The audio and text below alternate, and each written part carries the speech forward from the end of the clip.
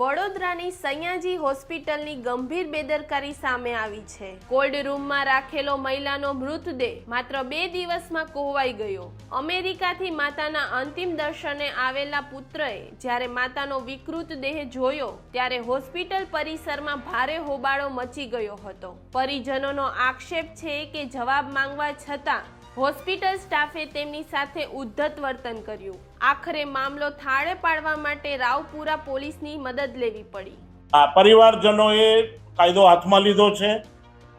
આવી કોઈ રજૂઆત હતી કે ડેડ બોડી ડીકમ્પોઝ થવાની કોઈ ફરિયાદ હતી તો લોકશાહી ઢબે એ લોકોએ ફરિયાદ કરવાની હતી, અમારી પાસે રજૂઆત કરવાની હતી। ત્યાંના તબીબ, ત્યાંના કામદારો તથા ત્યાંના લેડી રેસિડેન્ટ સાથે જે હાથાપાઈ અને મારામારી કરી છે એ હું સખત શબ્દોમાં વખોડી કાઢું। એ લોકો આવીને મને ઉગ્ર રજૂઆત કરી ગયા છે, અમે એની સાથે વાટાઘાટો કરીશું, પણ તબીબી આલમમાં આના બહુ ઘેરા પ્રત્યાઘાતો પડશે।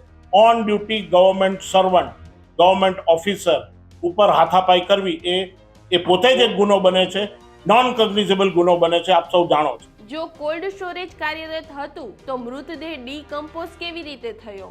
આ ઘટનાએ સરકારી હોસ્પિટલના મેન્ટેનન્સ અને વહીવટ સામે અનેક સવાલો ઊભા કર્યા છે।